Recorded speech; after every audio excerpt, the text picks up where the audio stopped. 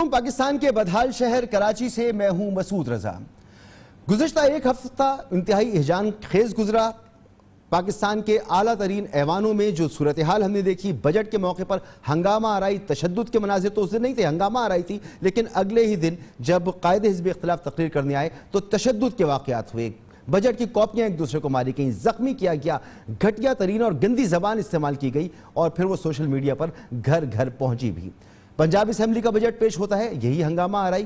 بلوچستان میں بجٹ پیش ہوتا ہے تو بلوچستان کی اسمبلی کے دروازوں کو تالے لگا دیے جاتے ہیں اور پولیس کو بختر بند گاڑی سے دروازے توڑ کر ممبران اسمبلی کو، حکومت کے اراکین کو اندر پہنچایا جاتا ہے اور وہاں شدید تشدد کے مناظر دیکھنے کو ملتے ہیں۔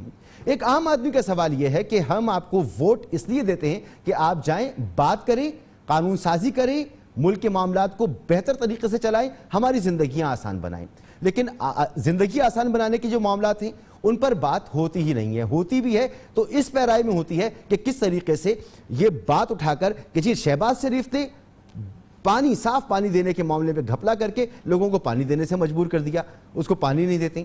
سندھ میں بات ہوتی ہے تو پیپلز پارٹی کو اس کی کارکردگی پہ تنقید کا نشانہ بنا کر سیاسی مقاصد حاصل کیے جاتے ہیں۔ پیپلز پارٹی مرکزی حکومت پر، پنجاب حکومت پر تنقید کر کے سیاسی مقاصد حاصل کرتی ہے، اصل ایشوز پر نہیں آتے۔ اگر میں پروگرام کی ابتدا میں یہ بات کہتا ہوں کہ میں پاکستان کے بدحال شہر کراچی سے آپ سے مخاطب ہوں تو اس کی وجہ ہے کہ یہاں پر بدحالی ہے۔ اگر سندھ حکومت 4 سڑکیں، 2 انڈر پاس، 2-3 بیماریوں کے اسپتال بنانے کے بعد یہ سمجھتی ہے کہ اس نے سب ٹھیک کر لیا تو بنیادی نظام صحت کا کیا ہوگا؟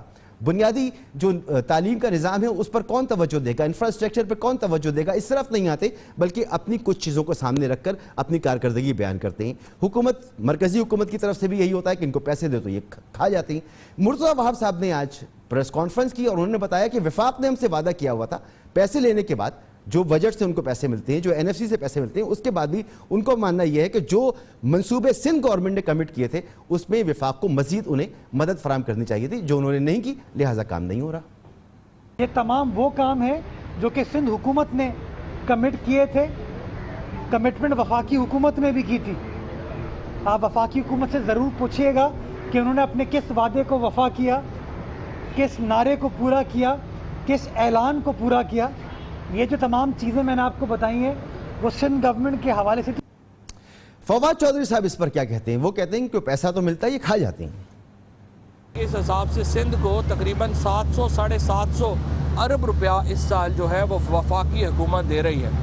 اب امید ہے کہ اس سال جو ہماری سندھ کی حکومت ہے وہ کوئی پیسہ عوام کے اوپر بھی لگا دے گی، کیونکہ ابھی تک جتنا پیسہ ان کو ملتا ہے پچھلے سالوں میں آپ دیکھیں کوئی تقریباً 2 سالوں میں 1500-1600 ارب روپیہ جو ہے وہ اوور آل سندھ کو ملا ہے، لیکن وہ ہمیں نظر نہیں آ رہا کہ وہ سندھ میں پیسہ کہاں گیا۔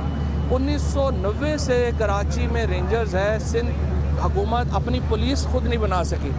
اگر ہم مراد علی شاہ صاحب اینڈ کمپنی کے اوپر بیٹھے رہے تو اگلے بھی سالوں میں کراچی اور سندھ میں ترقی جو ہے وہ ناممکن ہے۔ باقی صوبوں میں بھی لوکل گورنمنٹس کی ضرورت ہے، لیکن جو ضرورت سندھ میں ہے لوکل گورنمنٹ کی وہ کسی اور صوبے میں اتنی نہیں ہے جتنی یہاں پہ ہے۔ تو ہمارا سوال یہی ہے کہ کیا مراد علی اینڈ کمپنی جس کا ذکر کر رہے ہیں فواد چودھری صاحب کسی اور پلانٹ پر ہے یا عمران خان صاحب کسی اور پلانٹ پہ ہیں؟ بیٹھیں، بات کریں، پاکستان کی عوام سے ووٹ لے کر آئیں، مسائل کو حل کریں، الزام تراشیوں کے گھورک دھندے میں اور ان جملوں میں اصل مسائل کو چھپنے سے بچا لیجئے۔ اسی طرح کی ایک کوشش ہوئی کہ 1 درجن کے قریب قوانین جو ہیں وہ قومی اسمبلی سے پاس کرائے گئے۔ اپوزیشن کو اس پر شدید اعتراضات ہیں، اس میں ایک اہم ترین بل وہ ہے جو کہ الیکشن اصلاحات سے متعلق ہے۔ ان تمام معاملات پہ بات کریں گے۔ سینیٹر ولید اقبال صاحب میرے ساتھ موجود ہیں، سابق سینیٹر جاوید عباسی صاحب میرے ساتھ موجود ہیں اور قادر مندوخیل صاحب میرے ساتھ موجود ہیں۔ آپ تینوں کا بہت بہت شکریہ۔ سینیٹر ولید اقبال صاحب، ان تمام چیزوں پہ بات ضرور کروں گا، لیکن پہلے جو جلدی میں عجلت میں آپ نے بل قومی اسمبلی سے پاس کرایا آپ کی جماعت نے، اس میں ایک اہم ترین بل جو ہے وہ الیکشن اصلاحات سے متعلق ہے۔ جب وہ آپ نے بغیر کنسلٹیشن کے، اور جو اپوزیشن کا دعویٰ ہے کہ اس میں آپ نے مشاورت نہیں کی، آپ نے اس کو پاس کرا لیا اور اپوزیشن کہتی ہے غلط طریقے سے پاس کرا لیا، تو کیا 2023 کا الیکشن آج ہی کے دن سے آپ نے متنازع نہیں بنا دیا؟ دیکھیں جی، پہلے تو ایک بات میں واضح کر دوں، جس طرح سے کل پارلیمانی امور کے جو مشیر ہیں بابر اعوان صاحب، انہوں نے بھی واضح کیا، میں صرف دہرا رہا ہوں کہ بل کوئی واپس نہیں لیا جائے گا. بلز جو ہیں وہ ان کا ایک آئینی طریقہ کار ہے ان کو منظور کروانے کا قومی اسمبلی میں, اور قومی اسمبلی میں حکومت اور اس کی جو وہ ہیں الائز جو ہیں, حلیف جماعتیں جو ہیں, ان کی اکثریت ہے. جب اکثریت ہوئے تو آپ بلز جو ہیں وہ منظور کروا سکتے ہیں, وہ 10 ہوں, 5 ہوں, 1 ہو, 21 ہوں, اس کا یہ بات جو ہے. اور میں یہ بھی پوائنٹ آؤٹ کر دوں اس پہ, یہ جو اپوزیشن کی آج کی جو اپوزیشن پارٹیز ہیں یہ اپنے اپنے وقت میں کس طرح کیا کیا بلز پاس کرواتی رہی ہیں. اور میں آپ کو خاص مثال دینا چاہتا ہوں, جو آئینی ترامیم 1997 میں ہوئیں, 13ویں اور 14ویں ترمیم, اس کے بعد 1998 میں جو 15ویں ترمیم تھی, 15 آئینی ترامیم کی میں بات کر رہا ہوں, 15 20 منٹ کے اندر وہ ایوانوں میں سے منظور کی جاتی تھیں. یہ ہماری تاریخ رہی ہے آئینی ترامیم. آپ تو سادہ قانون کی بات کر رہے ہیں. دوسرا, یہ جو ہمارا سسٹم ہے, کیونکہ اس کو ہم بائی کیمرل سسٹم کہتے ہیں جو وفاق میں ہے, یعنی کہ 2 ایوانوں پر مشتمل جو ہے پارلیمان, تو ان بلز نے جو ہے وہ سینٹ میں جانا ہے, اور سینٹ کے اندر جو ہے وہاں پہ بڑی ایک تھن سی میجورٹی ابھی بھی اپوزیشن کی ہے. تو جو یہ اعتراض ہے کہ جی ہمارا انپٹ نہیں ہے, وہ تو یقیناً سینٹ کے جب مرحلے پہ یہ آئے گا تو میں سمجھتا ہوں کہ کبھی امکان ہے. اور وہاں پہ, اور بائی دا وے وہی وہ فورم ہے کہ سینٹ کی کمیٹیز کو اگر وہ جب بلز ریفر ہوں, اور یہ ابھی بھی اگر اس موجودہ سینٹ جو ابھی مارچ کے بعد آیا ہے, اس میں کیونکہ 2-4 ووٹس کی اکثریت اپوزیشن کی ہے, بہت سے اہم بلوں پر حکومتی, میں کیونکہ وہاں موجود رہا ہوں, میرے سامنے یہ ہوا ہے, تو میں چشمدید گواہ کے طور پہ عرض کر رہا ہوں کہ وہ حکومتی جو ہے زور لگانے کے باوجود بہت سی جو بلز ہیں وہ فی الفور منظور نہیں ہوئے, وہ کمیٹیز کو ریفر ہوئے ہیں. ابھی بھی 3-4 روز پہلے بھی یہ ہوا ہے, پرسوں بھی کل کے روز جمعے کو میں 2 بلز اپنی کمیٹی کی طرف سے لے کے آیا. کمیٹی نے متفقہ اپروو کیے ہوئے تھے, اور اپوزیشن نے کہا نہیں جی ہمیں ایک اور دن دیں, ہم پڑھ تو لیں رپورٹیں, حالانکہ یہ بھی میں نے نہیں دیکھا کبھی ہوتے ہوئے. تو یہ 2 ایوانوں پر مشتمل جب اس طرح پارلیمان ہو تو اس طرح کی چیزیں بیلنس آؤٹ جو ہیں وہ ہو جاتی ہیں. میں آپ کو اب الیکشنز کے متنازع ہونے کی بات کے اوپر, یہ میں آخری آپ کے سوال کے حصے کا جواب دینا چاہتا ہوں. دیکھیں 1970 کے بعد 10 الیکشنز پاکستان میں ہوئے ہیں. ٹھیک ہے, کبھی بھی کوئی ایسا ان 10 الیکشنوں میں بدقسمتی سے ایسا الیکشن نہیں آیا جس میں اکراس دا بورڈ جو ہے وسیع پیمانے پر سب کے لیے جو تسلی بخش ہو. ہمارا مقصد, اور نیک نیتی کے ساتھ یہ مقصد ہے, کہ ایسا سسٹم لایا جائے جو ہر ایک کو قبول ہو, اور جس کے نتائج بھی ہر ایک کو قبول ہوں. اور دنیا کا تجربہ جو ہے اہم ممالک کا, یہ بڑے ملک ہیں, بڑی آبادیوں والے ملک ہیں, Hindustan, Brazil, Philippines, United States of America, وہاں یہ آٹومیٹڈ سسٹم ہے جس میں چیکس اور بیلنسز بھی ہیں, پیپر ٹریل بھی ہے, سب کچھ ہے, کہ کاغذی ووٹ بھی اور مشینی ووٹ بھی دونوں.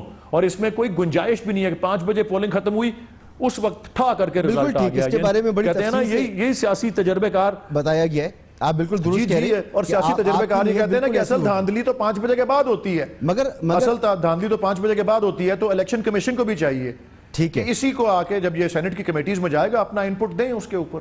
تو جاوید ابائی صاحب, اپنا انپٹ آپ لوگ کیوں نہیں دیتے؟ یہ اگر نیک نیتی کے ساتھ چاہتے ہیں کہ اب ایسے الیکشن ہوں جو متنازع نہ ہوں, حالانکہ جو طریقہ کار ہے اگر پہلے ہی مرحلے پر سب کو اعتماد میں لے کر ایک مسودہ قانون بنا کر قومی اسمبلی میں پیش کیا جاتا, سب اس پر اپنی رائے دیتے اور اس کو پاس کرتے, کوئی اختلاف نہ کرتے, سینٹ میں بھی جاتا, ایک پروسیس سے گزرتا یہ پورا, تو یہ معاملہ نہ ہوتا. مگر اب ہو گیا, حکومت کو اس پہ عجلت ہے, جلدی ہے, اس نے کر دیا.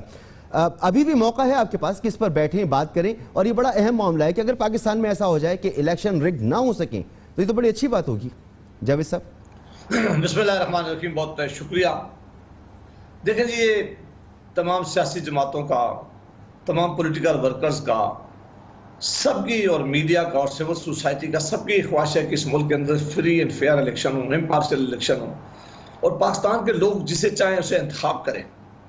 لیکن بدقسمتی سے اس وقت ایک ہم ایسے ڈسکشن میں انٹر ہو گئے ہیں, ایک ایسے ماحول میں ہم چلے گئے ہیں کہ حکومت اپنی طاقت کے بل بوتے پر قانون سازی کر رہی ہے.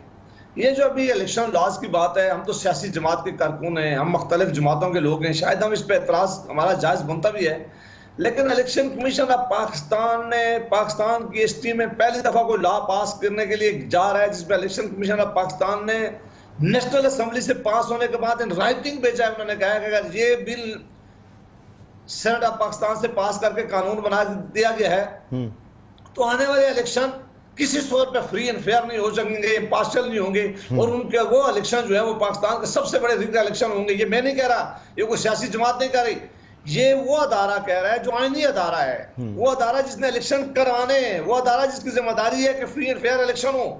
اس ادارے کا سربراہ جو آئینی سربراہ ہے, chief election commissioner of Pakistan, اگر انہوں نے ان لاز کے اوپر جو لاز ابھی نیشنل اسمبلی سے پاس کے 27 کے اوپر انہوں نے آبجیکشن فائل کیے ہیں, انہوں نے کہا ہے کہ آپ ہماری پاور, انہوں نے کہا کیا ہے, انہوں نے کہا ہے کہ جو پاور الیکشن کمیشن کی تھی, جن کو مد نظر رکھ کر استعمال کر کے ایکسرسائز کر کے ہم فری اینڈ فیئر الیکشن کروا سکتے تھے, وہ پاور ہم سے لے کر نادرا اور دوسرے اداروں کو دے رہے ہیں جو ایگزیکٹو کے نیچے کام کرتے ہیں. لہٰذا انہوں نے وارن کیا ہے, انہوں نے حکومت سے درخواست کی ہے. آج تک آپ بڑے سینئر جرنلسٹ ہیں اور آپ کے دونوں مہمان بھی بیٹھے ہوئے ہیں, ایسا تاریخ میں ہوا ہے کہ ایک لا پاس سر میں تو حیران ہوں کہ ایسی صورت میں تو ایک کیوس شاید پیدا ہو جائے گا, تو حکومت کے ذہن میں کوئی نہ کوئی حکمت عملی تو ہوگی, وہ آپ کی سمجھ میں آ رہی ہے کہ کیا ہے, چاہتی کیا ہے حکومت؟ میں اسی پہ آ رہا تھا جی, کہ دیکھیں یہ لا جو ہے, یہ جو لا انہوں نے ابھی پاس کیا ہے, یہ کانسٹیٹیوشنل کور اس کو اس صورت میں حاصل ہوگا کہ اگر دونوں سے پاس ہوں گے. جو آئینی اختیارات الیکشن کمیشن کا ہے, یہ اس میں بھی کمی کر رہے ہیں. جو آئین پاکستان نے ان کو یہ اختیار دیا تھا, الیکشن کمیشن آف پاکستان کو وہ پاور دی تھی, وہ ادارہ ویسے نہیں ہے کہ کسی سمپل لا سے پاس کیا ہوگا, اس کو تو آئینی کور ہے. وہ الیکشن کمیشن آف پاکستان کے لوگ کہہ رہے ہیں کہ جو اختیارات ہمیں آئین میں دیے تھے ان میں بھی کمی کر کے یہ آنے والا الیکشن ریڈ کرنے کے کوشش میں کریں گے, اور اس ملک میں چاہتے ہیں کہ فری اینڈ فیئر الیکشن ہو. ابھی آپ نے بڑا پرٹیننٹ سوال پوچھا ہے. حکومت اس لیے کر رہی ہے کہ آپ نے ان کی کارکردگی دیکھ لی ہے, آپ نے پاکستان کے حالات ان کے لیے دیکھ رہے ہیں, بائی الیکشن میں ان کے حالات آپ نے دیکھ لیے ہیں. پاکستان میں ان کی جو نعرے مار کر اور وعدے کر کے آئے تھے وہ بری طرح جب یہ ناکام ہو گئے, تو پچھلی دفعہ تو آر ٹی ایس کا ایک سسٹم تھا جو انہوں نے بچا لیا تھا. اگر وہ آر ٹی ایس کا سسٹم نہ ہوتا, ان کے پاس وہی سیٹیں ہوتی جو ساری دنیا کو پتا ہے. اب چونکہ وہ آر ٹی ایس کا سسٹم جو ہے وہ بری طرح ناکام ہونے کے بعد الیکشن کمیشن آف پاکستان بھی اس پر ریلائی نہیں کرا. اب انہوں نے ایک نیا طریقہ نکالا ہے کہ الیکشن کمیشن آف پاکستان سے اختیارات لے کر ہم اپنے ایگزیکٹو کسی برانچ کو دے دیں, کسی اپنے اس ادارے کو دے دیں جو ایگزیکٹو کے نیچے آتا ہے, تاکہ آنے والا الیکشن جو ہے وہ مینج کر سکیں. مینج کرنے کی تیاری کر رہی ہے. بالکل آپ کا پوائنٹ آ گیا جاوید صاحب, بالکل آپ کا پوائنٹ آ گیا. آپ لوگ یہ سمجھتے ہیں کہ اس میں دھاندلی ہوگی, مگر قادر مندوق خیل صاحب, پوری دنیا میں ٹیکنالوجی کا استعمال, آٹومیشن, کرپشن کو, اس طرح کی غفلت کو, بدعنوانی کو ختم کرنے میں معاون ثابت ہو رہی ہے. یہ پوری دنیا مانتی ہے. ہمارے یہاں بھی آٹومیشن ہونی چاہیے, ہمارے یہاں بھی ٹیکنالوجی کا استعمال ہونا چاہیے.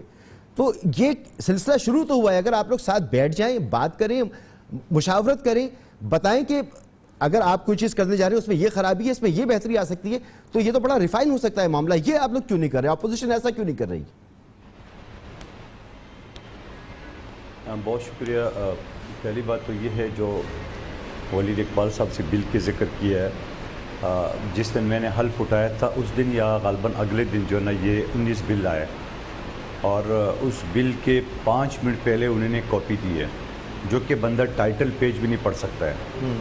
اور میں نے تو یہ ریکویسٹ کی کہ میں وہ لا اینڈ جسٹس کمیٹی کا ممبر بھی ہوں, تو مجھے تو موقع دے کہ میں دیکھ لوں. میں سپریم کورٹ کا وکیل ہوں, میڈیا لاز میں پی ایچ ڈی ہوں.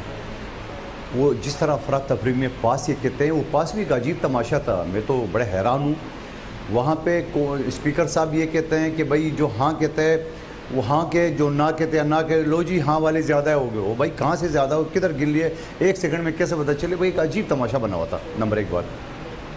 دوسری بات یہ جو الیکٹرانک مشین کی بات کریں, آج کی تاریخ میں الیکشن کمیشن نے پارلیمانی جو وزیر ہے اور عمران خان صاحب ان کو خط لکھے ہیں کہ آپ جو قوانین, آپ جو چیزیں پیش کر رہے ہو, یہ ہماری الیکشن کمیشن کی جو غیر جانبداری ہے اس میں مداخلت ہے آپ کی. آج کی تاریخ بتا رہا ہوں آپ کو, آپ پڑھ لیں, پورے میڈیا میں یہ سب چل بھی چکا ہے. اچھا, اب دوسری بات جو یہ الیکٹرانکس مشین کی بات کر رہے ہیں, میں ان سے یہ پوچھنا چاہ رہا ہوں, جب آپ نے بات کی پوری دنیا میں برطانیہ میں ہے کیا؟ برطانیہ میں تو ناکام ہو گیا. برطانیہ تو نہیں کر رہے اس طرح یورپ کے بہت سارے چھوٹے ممالک ہیں وہاں ناکام ہو گیا. ٹیکنالوجی کا استعمال کسی حد تک تو ہوتا ہے نا, بائیو میٹرکس ہوتے ہیں, ٹیکنالوجی کا استعمال ہے. میں ٹیکنالوجی کے استعمال اب آگے سن لیں جی. اور ٹیکنالوجی سے کس نے منع کیا ہے؟ ابھی آپ یہ کہ پورے دنیا پیزا کر رہے ہیں, تو ہم پیزا, بھائی جو غریب لوگ ہیں یہاں روٹی نہیں ہے تو آپ پیزا کھلائیں گے؟ پیزا دیکھا بھی نہیں ہے کسی نے. اب سوال یہ ہے, میں آپ کو بات بتاؤں, میرے اور آپ کے پاس اسمارٹ فون ہے. ہمارے بہت سارے بزرگ ہیں, میرے والد صاحب سمیت جو 90+ ہے, وہ یہ فون استعمال نہیں کرنا جانتا ہے, وہ نہیں کرنا جانتا ہے. وہ عام جو دوسرا جو نوکیا والا ہے, وہ جو سمپل سا ہے بٹن والا, وہ استعمال کرنا جانتا ہے, یہ نہیں جانتا ہے. اور پھر ابھی زیادہ نہیں دور جاؤ, ابھی پچھلے 29 اپریل کو جب میرے حلقے کا الیکشن ہوا, بہت ساری ہمارے بزرگ جو پشتون خواتین مرد تھے, خصوصی طور پہ خواتین, اس کے ساتھ ایک مرد تھا, انہوں نے یہ کہا کہ بھئی ہمیں خواتین تو لائے, مگر یہ اندر نہیں جانتی ہے کہ وہ ووٹ کس طرح ڈالی. یعنی جو تیر کا نشان ہے وہ نہیں جانتے. تیر کے نشان کے ساتھ ساتھ پین کا نشان بھی ہے جو آزاد امیدوار کا ہے. اب بہت سارے لوگ پین اور تیر میں, اچھا وہ بندہ میرے پاس آیا, بولو سر ہمارے تو یہ خواتین ہے, وہ تو اندر جا کے وہ نہیں جانتی ہے کہ اس نے ووٹ کس طرح کرنا ہے, کس طرح انگوٹھا لگا. آپ دیکھیں سینٹ کے الیکشن میں 7 ووٹ ریجیکٹ ہو گئے سینیٹر صاحبان کی, جو پاکستان کے کریم کہلاتے ہیں. ولید اقبال صاحب بھی سینیٹر ہیں. آپ مجھے بتاؤ کہ جب یہ نہیں جانتے تو اس کے بعد یہ جو الیکٹرانک مشین ہے, اس کا سسٹم کون سمجھائے گا؟ یہ ہمارے بزرگوں کو, یہ ذوب میں رہنے والے, کے تربت میں رہنے والے, خاران میں رہنے والے, اور جنوبی پنجاب کی دور دراز ہے, جو فاٹا میں لوگ ہیں, وزیرستان میں لوگ ہیں, عام لوگ جب کبھی کسی نے ٹی وی نہیں دیکھا ہوگا, آپ اس الیکٹرانک کو سمجھائے کیسے؟ اب یہ کہہ رہے ہیں ہم ٹریننگ دیں گے, اب اس کے اوپر لاگت کتنی آ رہی ہے ان کو نہیں پتا. یہ ان کے پاس ایک آئیڈیا آ جاتا ہے, آگے نہیں پتا کہ وہ کیا چاہ رہا ہے, کس طرح خرچہ آئے گا, پیسے کہاں سے, نہیں پتا. تو بات یہ ہے کہ جو نوکیا فون یا یہ جو سمارٹ فون کی میں بات کروں, یہ لوگ نہیں جانتے. آپ کا الیکٹرانک جو ووٹنگ سسٹم ہے, یہ ہمارے بزرگ, ہمارے جو پڑھے لکھے لوگ نہیں ہیں, جو ہمارے ہاں جو ضعیف لوگ ہیں, وہ نہیں سمجھتے ہیں. تو وہ کیسے اب سمجھائیں گے اس کو؟ یہ صرف یہ چاہ رہے ہیں. اچھا, یہ اعتراض آپ کی طرف سے آ گیا. مجھے ایک بریک لینے دیں, ایک بریک مجھے لینے دیں. قادر ممدوح خلیق صاحب کہہ رہے ہیں کہ ٹیکنالوجی کا استعمال ہمارے ملک میں بہت کم لوگ جانتے ہیں, بلکہ بہت سارے لوگ نہیں جانتے, اچھے خاصے لوگ جانتے ہوں گے, بہت سارے نہیں جانتے. جاوید عباسی صاحب کا فرمانا ہے کہ الیکٹرانک ووٹنگ مشین لانے کے پیچھے حکومت کا یہ منصوبہ ہے کہ وہ اگلے الیکشن کو چوری کرنا چاہتی ہے. ایک بریک کے بعد مزید بات کرتے ہیں. پروگرام میں آپ کو ایک بار پھر خوش آمدید. سینیٹر ولید اقبال صاحب, جو گفتگو ابھی ہوئی بریک سے پہلے, اس پر اگر آپ رسپونڈ کرنا چاہیں تو ضرور کیجیے گا. ساتھ ساتھ ایک سوال مسلسل موجود ہے, اکانومی کے مسائل ہیں, معیشت کے جو مسائل ہیں. بجٹ آپ نے بڑا اچھا پیش کر دیا بقول آپ کے, اور یقیناً اس میں بڑی اچھی چیزیں ہیں بھی. اس کے باوجود مہنگائی کم کیوں نہیں ہو رہی؟ یہ ہر آدمی یہ سوال پوچھ رہا ہے کہ اگر 85 روپے کی چینی مل رہی تھی تو جناب ابھی تک 100 کی کیوں مل رہی ہے؟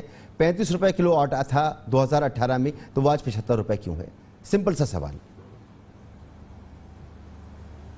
اچھا جی, مختصر جو پہلے والی گفتگو تھی اس کا رسپانس ایک تو یہ ہے جی کہ یہ جو الیکٹرانک ووٹنگ مشین کا تصور ہے اور اس کی جو ٹیکنالوجی ہے, میں یہ ضرور عرض کرنا چاہتا ہوں کہ جو شخص پیپر ووٹ پہ اسٹیمپ کرنا جانتا ہے, اس سے میں سمجھتا ہوں کہ یہ زیادہ آسان ہوگا الیکٹرانک ووٹنگ مشین پہ اسکرین جو ہے اس پہ اسی طرح جس طرح کاغذ پہ امیدواروں کے اور نام اور ان کے انتخابی نشان ہوتے ہیں اور اس پہ مہر لگانی ہوتی ہے, الیکٹرانک ووٹنگ مشین میں اسی طرح اس کے سامنے آپ کی اسکرین کے اوپر اس طرح جس طرح بیلٹ پیپر ہوتا ہے اس طرح ہی ہے, وہ آ جائے گا سامنے. یہ جو مہنگائی کا جو معاملہ ہے, دیکھیں دنیا بھر کی جو معیشت ہے وہ بہت بڑے چیلنج سے جو ہے وہ گزری ہے پچھلے خصوصاً 14 مہینے میں, جب کووڈ جو ہے وہ ہوا تھا. سپلائی چین میں پرابلمز, اکنامک میلٹ ڈاؤنز, اور آئل پرائسز, بہت سی چیزیں جو ہیں بین الاقوامی سطح پر.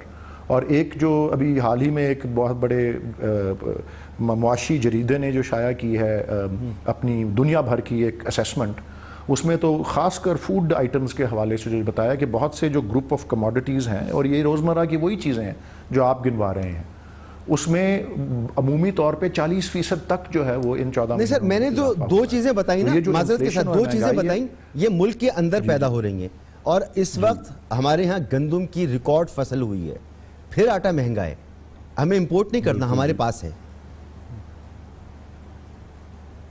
جی, میں یہی عرض کر رہا ہوں کہ دنیا بھر میں جب ان چیزوں کی قیمتوں میں اضافہ ہوا ہے تو پاکستان کی پیداوار بھی اگر بہت اچھی ہو تو باوجود اس کے مارکیٹ ڈائنامکس جو ہیں, اور میں یہ عرض کر رہا ہوں کہ پاکستان کی اندرونی ڈائنامکس ہی صحیح, اس وقت مثال کے طور پہ پاکستان میں 8.5% جو ہے وہ انفلیشن کی شرح ہے. بیچ میں ایسے موقع بھی آئے کہ ہماری گورنمنٹ کے دوران وہ 14.5% کے اوپر وہ جو ہے پیک پہ گئی, لیکن کئی اچھے مہینے بھی آئے ہیں, اور انشاءاللہ کیونکہ ایک یہ گلوبل اور دنیا بھر کا یہ فنومینا رہا ہے کہ اور کئی ملک ایسے ہیں جن کو بدقسمتی سے، اور اللہ نہ کرے کبھی پاکستان اس طرح کی زد میں آئے، 1100% بھی انفلیشن ملکوں نے دیکھی ہے. ابھی وینیزویلا نے، زمبابوے نے 200% انفلیشن، 300% مہنگائی. یہ ایران میں ہوتی رہی ہے اس طرح، ارجنٹینا میں اس طرح ہوتا رہا ہے، ٹرکی میں اس طرح ہوتا رہا ہے. تو ہم بہت اس سے محفوظ رہے ہیں جو دنیا بھر میں وہ جس طرح سے سلسلہ آیا ہے. اور اس کو کنٹرول کرنا ایک طرف، وہ اب آپ دیکھیں اب اگلے 2-2.5 سال جو رہ گئے ہیں، پاکستان کی اکانومی جس پاتال میں تھی، جس گہری کھائی کے اندر گری ہوئی تھی، اس کو نکال کے ٹریک پہ لا کر اب جو ہے آپ اس کے جو اثرات ہیں وہ اب آنے والے آپ سالوں میں بھی، اور یہ جو 2 ہیں سال اور مہینوں اور سالوں میں آپ دیکھیں گے. اور ٹھیک کر لیں گے. ایک میں اور چیز جو عرض کر دوں کہ جب اگر آپ کی قیمتوں میں اضافہ جو ہے وہ اگر فرض کر لیں لیٹ سے 12% ہے، 14% ہے، 8% ہے، اگر قیمتوں میں اضافہ ہے، تو ایک چیز اس کا انسداد کرنے کے لیے یا اس کا مقابلہ کرنے کے لیے اگر چلیں آپ اس کی پرائس کو نہیں کنٹرول کر سکتے کیونکہ وہ تو مارکیٹ فورسز کرتی ہیں، آپ کم از کم ایسی پالیسیز تو بنا سکتے ہیں جس سے لوگوں کے پرچیزنگ پاور میں اضافہ ہو. اور اس بجٹ میں 18 سے 30% تک تنخواہوں میں، اب اگر انفلیشن 10% ہے اور لوگوں کی تنخواہوں میں 18 سے 30% تک کے اضافے کا سلسلہ جو ہے وہ ہو رہا ہے، تو پھر وہ 10% انفلیشن اور آگے سے آپ کی 30% اگر انکریز ہو رہی ہے تو آپ 10% پھر بھی پلس 20% پلس میں چلے جاتے ہیں. آپ کہہ رہے ہیں کہ مہنگائی دنیا کی وجہ سے بڑھ رہی ہے اور ہم لوگوں کی قوت خرید بڑھانے کے لیے اقدامات کر رہے ہیں. مگر جاوید عباسی صاحب، یہ اگر میں صرف گندم کی ہی بات کر لوں، بہت سے معاملات ایسے ہوتے ہیں کہ پاکستان کا اس میں دنیا سے کوئی تعلق نہیں ہوتا. مثال کے طور پر اس سے پہلے گلوبل ریسیشن آیا تو دنیا بھر کے بینکنگ سسٹم بیٹھ گیا، کاروبار تباہ ہو گیا، پاکستان کو کوئی فرق نہیں پڑا تھا کیونکہ پاکستان کا اس سے تعلق نہیں ہے. اب گندم ہمارے یہاں اپنی پیدا ہوتی ہے، 2018 میں 35 روپے کلو تھی، آج 75 روپے کلو آٹا مل رہا ہے. تو یہ معاملہ اس کو کرونا سے اور دنیا کے حالات سے جوڑنا درست ہوگا یا یہ ہمارا نجی انتظامی معاملہ ہے؟ ڈیمانڈ سپلائی کو ہم میٹ نہیں کر پا رہے، کارٹلز کو ہم کنٹرول نہیں کر پا رہے. میں بالکل آپ کی اس بات سے پوری طرح ایگری ہوں کہ یہ کوئی انٹرنیشنل فنامنا بالکل نہیں ہے، نہ ہی انٹرنیشنل پرائس کا اس کا کوئی اثر انداز ہو سکتی ہے. آپ نے دیکھا کہ یہ مس مینجمنٹ حکومتوں کے درمیان اور اسپیشلی اس حکومت پہ اور اس کے پروفینسز کے درمیان جو ہم نے دیکھنے میں آئی ہے. آپ کی میں توجہ دلاؤں گا، اور ولید اقبال صاحب مجھے بڑا احترام ہے وہ بھی، اور انہوں نے کئی پروگرام بھی کیے ہیں اس معاملے پہ، کہ جب ویٹ کرائسس ہوا پاکستان میں تو پتہ چلا کہ انہوں نے ویٹ باہر بھیج دی، وہی ویٹ پتہ چلا کہ دوبارہ انہوں نے منگوا لی ہے، ٹائم پہ منگوانی تھی تو وہ منگوا نہیں سکے.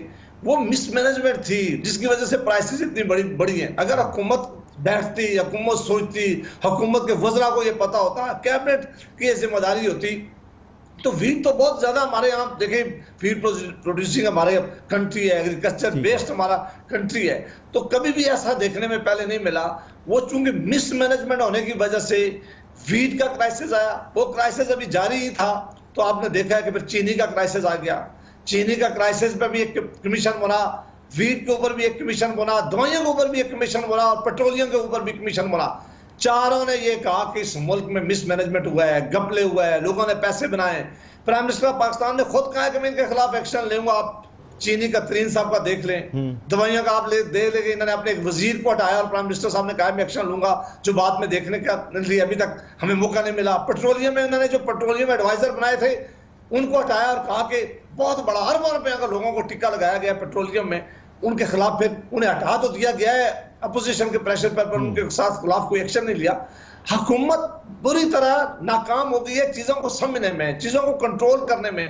یہ پاکستان کی ہسٹری میں ایسا نہیں ہوا اس طرح انفلیشن بڑھ گئی ہے. وہ ان چیزوں پہ جو روزمرہ کھانے کی چیزیں، دوائیوں میں 300% مہنگائی آئی ہے. دیکھیں یہ کوئی دنیا کی وجہ سے آئی ہے. چینی کی پرائسز آپ ہماری حکومت جب ہم نے ختم کیا 2008 میں، اس وقت دیکھ لیں اور آج دیکھ لیں.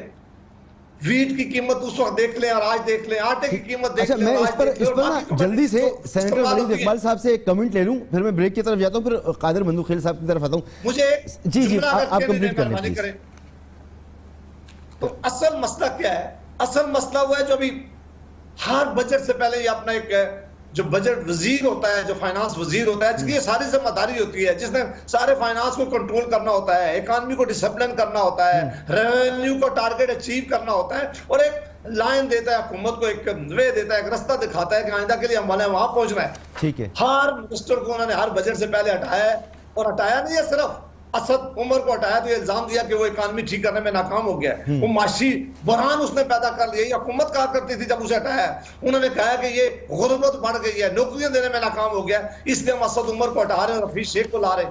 حفیظ شیخ کو جب لائے, ہٹایا اس کو ایک بجٹ پیش کرنے کے بعد, پھر اس پر یہی ایلیگیشن لگائے گئے ہیں. انہوں نے کہا یہ بری طرح ناکام ہو گیا ہے, اس نے معاشی پالیسی ہماری تباہ کر لیا ہے, غربت بڑھ گئی ہے, مہنگائی آسمان پہ پہنچ گئی ہے. اور میں نہیں کہتا, یہ جو ابھی ترین صاحب آئے, شوکت ترین صاحب, جس دن انہوں نے آ کر پہلے دن منسٹری میں گئے, 2 دن بعد انہوں نے پریس کانفرنس کیا ہے, انہوں نے حفیظ شیخ کی پالیسیز کو کرٹیسائز کیا. انہوں نے کہا کہ حفیظ شیخ آئی ایم ایف کے پاس گئے, ظاہر سی بات ہے اسی لیے انہیں ہٹایا تھا. پالیسیز جو تھی میں وقت ختم ہو جائے گا, میں ولید اقبال صاحب سے اس پر رائے لے لوں. ولید اقبال صاحب, یہ معاملہ ہے اپوزیشن کے ذہنوں میں, اور اسی کو پروپیگیٹ بھی کیا جا رہا ہے کہ آپ کے اپنے اندر انتظامی صلاحیتیں نہیں موجود, لہٰذا یہ مسائل سر اٹھاتے ہیں, اپنے لوگوں کو آپ بچاتے ہیں, دوسروں کو بھٹی میں جھونک دیتے ہیں احتساب کی, اپنے لوگوں کے خلاف کچھ کرتے نہیں ہیں, اور انتظامی معاملات آپ سے نہیں سنبھل رہے. ناکامی آپ کی حکومت کی آیا ہے, اپوزیشن یہ کہتی ہے. میں سمجھتا ہوں اس کے بالکل برعکس ہے. ویسے دیکھیں پرفیکٹ تو کوئی نہیں ہوتا, لیکن یہ کیا انکار کر سکتے ہیں یہ دونوں جو میرے دوست بیٹھے ہوئے ہیں اس پروگرام میں, کہ ان کے اپنے وقت میں ایک کے گورنمنٹ میں بھی شوگر کرائسس ایک ہوا تھا, اور دوسرے کی گورنمنٹ میں پیٹرول کرائسس بھی ہوا تھا. یہ اس کا یہ ضروری نہیں ہے کہ کوئی مطلب ایسا ہو کہ, اور یہ جو کہتے ہیں نا کہ یہ انکمپیٹنٹ ٹیم ہے, انکمپیٹنٹ گورنمنٹ ہے, گورننس نہیں آتی, یہ جس طرح سے اکانومی کو ٹریک پہ ڈالا ہے, اور یہ دنیا بھر اس کو ایکنالج کر رہی ہے, جس طرح سے human development, poverty alleviation, universal health insurance پہ کام کیا ہے, یہ دنیا کی 3000 پروگرامز میں سے ٹاپ پروگرامز جو ہیں وہ تصور کیے جاتے ہیں. تو یہ جو اکنامک ریکوری ہماری ہوئی ہے اس بجٹ سے, کہ بالکل چند مہینوں پہلے میں آنے والوں میں اس میں, اور جس طرح کا اب یہ بجٹ دیا ہے, جس طرح سے یہ صحیح ٹریک کے اوپر سارا کچھ لائے ہیں, یہ سارا جو ان کا غبارہ تھا یہ پھٹ گیا, یہ متھ ایکسپلوڈ ہو گئی ہے. چلیے سر مجھے ایک بریک لینے دیں. بالکل آپ کا پوائنٹ آئیے, آپ سمجھتے ہیں کہ بہترین کام کیا اور یہ غبارہ پھٹ گیا ان کی سوچ کا. لیکن آج میں سن رہا تھا نون لیگ کے اہم رہنما یہ فرما رہے تھے کہ یہ بجٹ جو ہے یہ خیالی کہانی اس کا نام رکھ دینا چاہیے, اس کا عنوان, کیونکہ جو گروتھ کی آپ بات کر رہے ہیں وہ ابھی پروجیکشن ہے, وہ گروتھ ابھی آئی نہیں ہے, اس سال کے آخر میں آئے گی. ایک بریک کے بعد قادر مندوخیل صاحب آپ کی طرف آتا ہوں. قادر مندوخیل صاحب, بریک سے پہلے جو گفتگو ہو رہی تھی اگر اس میں آپ کچھ ایڈ کرنا چاہیں تو کر دیجیے گا, لیکن میرا آپ سے سوال یہ ہے, بڑا اسپیسیفک سوال ہے. آپ ایک ایسے ماحول میں الیکٹ ہو کر آئے جب توقع نہیں کی جا رہی تھی کہ آپ جیت جائیں گے, لیکن آپ نے وہاں اپنے حلقے میں بڑا کام بھی کیا تھا.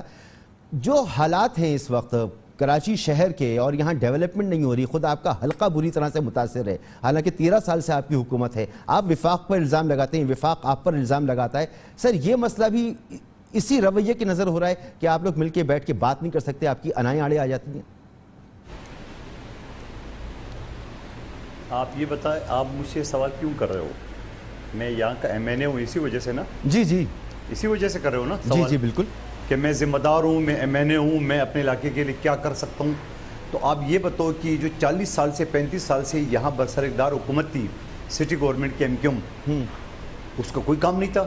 جو اربوں روپے بجٹ تھا, یہاں ڈسٹرکٹ ناظم پی ٹی آئی اور ایم کیو ایم کی تھی, 4 سال 22 ارب روپے ان کے پاس بجٹ تھا, ان سے کوئی سوال نہیں کر رہا ہے. یہاں M N A, M P A, P T I, T L P اور اس کی ایم کیو ایم کے, اس کا کوئی کام نہیں ہے. صوبائی حکومت تو آپ کو اچھی طرح نظر آ جاتی ہے. سر اب میں بتاتا ہوں صوبائی حکومت کیوں نظر آتی ہے. صوبائی حکومت میں ایڈ کر دوں, پھر آپ آگے بڑھ جائیے گا. صوبائی حکومت اس لیے نظر آتی ہے کہ چیف ایگزیکٹو آف پروونس آئینی طور پر اس بات کا ذمہ دار ہے کہ اگر اس کے ماتحت کوئی ادارہ, کوئی آرگنائزیشن نظام کو ٹھیک طریقے سے نہیں چلا رہا تو وہ ایکشن لے, اس سے مکمکہ یا مفاہمت نہ کرے. آپ ایم کیو ایم کے ساتھ مفاہمت مکمکہ کرتے رہے حکومتیں چلانے کے لیے, لہٰذا یہ حال ہے. اور آج آپ 15 سال سے پوری طاقت کے ساتھ یہاں موجود ہیں, 14 سال سے. دیکھیں 22 ارب روپے تو 4 سال کا میں نے آپ کو ڈسٹرکٹ ناظم کا گنوایا, کھربوں روپے جو سٹی ناظم کا, جو مصطفیٰ کمال صاحب میرے مقابلے میں الیکشن بھی لڑ رہے تھے. اس کے علاوہ ایم پی اے اور ایم این اے, خود فیصل واڈا صاحب جہاں کچرے پہ بیٹھ کے کہتے ہیں میں سمندر سے لائن لاؤں گا, اس کا اشر آپ کے سامنے دیکھا 6 نمبر پہ چلی گئی پی ٹی آئی. اب یہ ساری باتیں جو آپ کر رہے ہو, صوبائی حکومت اور چیف ایگزیکٹو کو, یقیناً آپ کی بات صحیح ہے, مگر اس سے اوپر بھی تو ایک چیف ایگزیکٹو پاکستان ہے نا, اس کی کیا ذمہ داری بنتی ہے؟ سر 18ویں ترمیم کے بعد وہ گورنر راج نہیں لگا سکتے, ورنہ شاید لگا چکے ہوتے. لگانے کی کوشش تو کی ایڑی چوٹی میں اس کیس میں موجود تھا, justice chief justice Saqib Nisar साहब की अदालत में, उसने बोला आप लगा के दो 2 मिनट में करें, ये सारे हो गए। फिर एक वलीद इकबाल साहब ने एक और बात की है, उन्होंने ये बात कही है कि वो जो 7 वोट रिजेक्ट हो गए वो जानबूझ के रिजेक्ट हो गए। मैं बड़ा शुक्रगुजार हूँ कि उसमें से एक इनका शहरियार आफरीदी साहब वजीर का भी रिजेक्ट हुआ है, तो अब क्या वो भी जानबूझ के वो रिजेक्ट हुआ है? तो यार वो तो सेनेट के मेंबर ही नहीं है, वो तो कौमी असेंबली के मेंबर है, सेनेट के अंदर। ठीक है, ठीक ठीक, मैं सेनेट की वोट्स की बात कर रहा हूं। ठीक है, नहीं दूसरे का मैं शायद नाम में गलती कर रहा हूँ क्या मैं उसमें, उसके अपने मेंबर का जो रिजेक्ट हुआ है, मुझे वो नाम याद नहीं आ रहा है। बिल्कुल अच्छी बात है, आपने करेक्ट किया मुझे। अब सवाल ये है जो इलेक्ट्रॉनिक मशीन की बात की, चलो उसको भी छोड़िए, बात हो गई है इलेक्ट्रॉनिक्स मशीन को फंक्शन के लिए। ऐसा नहीं है कि रजिस्टर पड़ा हो आप जाके सिर्फ अंगूठा लगाए तीर पे या शेर पे या बले पे, वो ऐसा नहीं है। उसके लिए भी आपको पूरा जो आदमी बुजुर्ग बूढ़ा है उसको ये पता होना चाहिए कि ये क्या चीज़ सारा है। बहरहाल वो इनकी खाम ख्याली है, वो पता चल जाएगा सारा। अब आप आ जाए डेवलपमेंट की मद में जो आप बात के, 2.5 साल से पीटीआई की हुकूमत है और 43 करोड़ के पानी की चौकिंग की है फैसल वाडा साहब और मलिक शहजाद जो एमपी है। मैंने केस किए 100 फुट का रोड, उन्होंने 20 फुट कारपेटिंग किया, वो भी बारिश का नजर हो गया। सिंध हाईकोर्ट में इस वक्त भी मेरा पिटिशन चल रहा है, पेंडिंग है। जब पीडब्ल्यूडी के एक्सेन आया था तो उसने ये बताया कि ये 15 करोड़ का है, वो नहीं है। फिर उसको भी छोड़िए। ठीक, आपको याद है इमरान खान साहब ये फरमाते थे कि एमपी एमएनए को बजट देना सर, डेवलपमेंट इमरान खान साहब की बात बहुत दूर थी। अब मुझे थोड़ा अर्ज कर लेने दीजिए। सुन लो अगला जुमला सुन। आपके हल्के का बॉयज कॉलेज आपके हल्के का चारों तरफ कचरे से घिरा हुआ है, एक दीवार टूटी हुई है, वहाँ की जो लैब्स हैं उसके अंदर गर्द पड़ी हुई है, वो कुत्ते उसके जो सहन है उसके अंदर बैठे हुए होते हैं, वो उसका बुरा हाल है। प्ले ग्राउंड का बुरा हाल है, पानी आपके इलाके में मौजूद नहीं है, जीते आप पानी के ऊपर हैं, कचरे के ढेर अभी भी आपके उधर लगे हुए हैं। कहाँ इमरान खान की बात कर भाई? सुन लो वो अगला, अच्छा अब सुन लो ना, अब अगला जुमला सुन ले। आप ये बताएं कि जो आप ये कहानियाँ बता रहे हो ना, ये मेरे बिल्कुल जहाँ मैं बैठा हूँ उससे 1 मिनट के फासले पे सामने वो कॉलेज है, आप जाके देख ले। था किसी ज़माने में, जो आपने चीफ एग्जीक्यूटिव की बात की, यहाँ 6 डिस्ट्रिक्ट में से जो है 4 डिस्ट्रिक्ट एमक्यूएम के पास थे, एक में पीटीआई शामिल थी, मैं अरेंज करता। पीपल्स पार्टी के पास 2 डिस्ट्रिक्ट थे, एक डिस्ट्रिक्ट साउथ और एक डिस्ट्रिक्ट मलीर। यहाँ जब ये काम नहीं कर रहे थे, सॉलिड वेस्ट मैनेजमेंट कंपनी बनाई गई है, वो कंपनी को ठेका दिया गया है। जब वो सॉलिड वेस्ट मैनेजमेंट भी नाकाम हो गई तो सिंध गवर्नमेंट ने उनका ठेका कैंसिल किए। मेरे डिस्ट्रिक्ट में डिस्ट्रिक्ट वेस्ट है, तो बात ये था। लेकिन सर ब्रेक की तरफ जाना पड़ेगा। आ जाते कि इनका क्या, मैं समझ गया, आज आपने खुद ही कह दिया कि सॉलिड वेस्ट मैनेजमेंट कंपनी आपकी नाकाम हो गई है। सीएम साहब ये बात नहीं मानते। एक ब्रेक मुझे लेने दी। प्रोग्राम में आपको एक बार फिर खुशामदीद, और वक्त मेरे पास ख़त्म हो चुका है, तो सेनेटर वलीद इकबाल साहब सर आपका बहुत शुक्रिया, साबिक सेनेटर जनाब जावेद अब्बासी साहब सर आपका बहुत शुक्रिया, कादिर मंदुखिल साहब सीनियर रहनुमा पाकिस्तान पीपल्स पार्टी आपका भी बहुत बहुत शुक्रिया। अगर हमें परफॉर्मेंस की तवक्को किसी से रखनी चाहिए तो पहले अपनी परफॉर्मेंस पर भी तवज्जो देनी चाहिए। दूसरे की तरफ अगर आप इशारा करते हैं तो 3 उंगलियां अपनी तरफ उठनी, ये मुहावरा आप बार बार सुनते होंगे। तो ख्याल रखें, अपना काम पूरा करें, फिर दूसरे से जवाब तलब करें। इजाज़त दीजिए, अल्लाह हाफ़िज़।